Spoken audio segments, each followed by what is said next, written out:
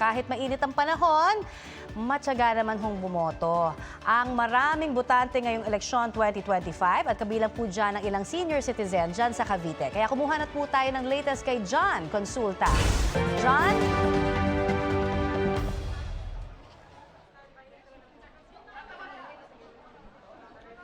Connie, sa mga oras nga to ay tuloy-tuloy nga itong dating ng ating mga kababayan at kasama sa mga nagpunta ngayong araw. Ay nako, nakakabilib tong kwentong to, Connie, Susan.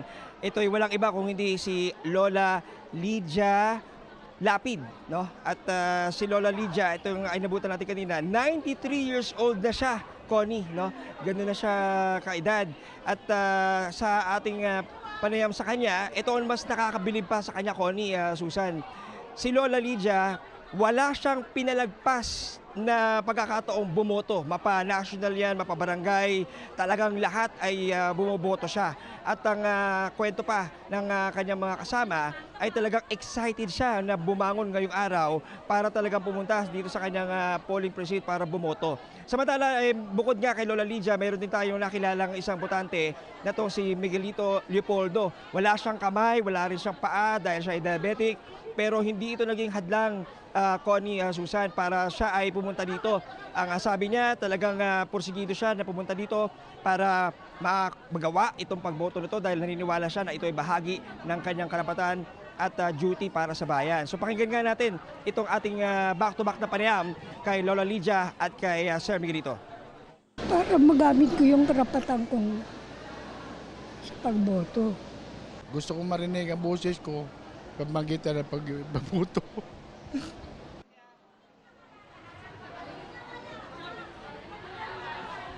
So ngayon, Connie, tuloy-tuloy itong botohan dito sa may bahagi ng Dasmariñas, Cavite. Alam nyo ba na yung ilan sa ating mga election officers, yung ating mga guro, wala pang kain, hindi pa nakapanghalian.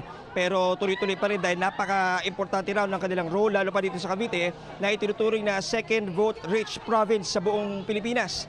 Ito ay mayroong 2.4 million votes. At noong nakaraang eleksyon, Connie, Susan, ay pumalo ng 81.3% yung voters turnout. So malalaman natin pagka nagsimula na ang bilangan kung ito ba'y mas mahihigitan pa o mas mababa ang magiging turnout ngayong taong ito. Samantala sa mga sandaling ito, Connie, Susan, ang maganda sa mga oras na ito, medyo makulimlim na, no? Yung panahon, nabawasan yung init at kahit paano ay medyo naiibsan yung paghihirap ng ating mga kababayan habang patuloy na umuusad ang ating eleksyon at botohan ngayong araw. So mula rito sa Dasmariñas, Cavite, ako si John Consulta ng GMA Integrated News.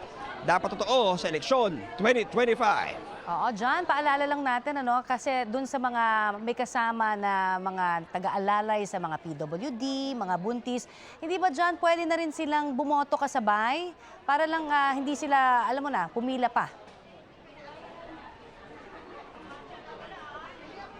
Tama ka dyan, Connie, no? May provision, no? Pwedeng bumoto ng sabay nung kanilang inaalalayan na PWD o senior citizen, itong mga uma-assiste o umaalalay sa kanila.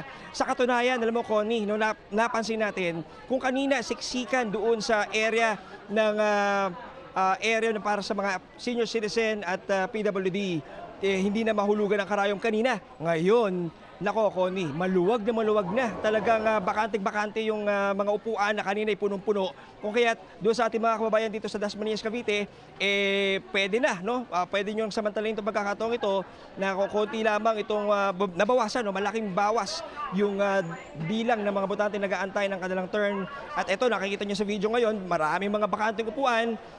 Sakto, no? Kung gusto nyo una at makabilis ka agad ng tapos ng inyong pagboto, ito na yung perfect time para gawin ang pagboto. Boto na! Oo, pero John, paalala natin, pwedeng bumoto yung kasama ng PWD o senior, basta syempre dapat registered kayo sa same presinto, hindi ba?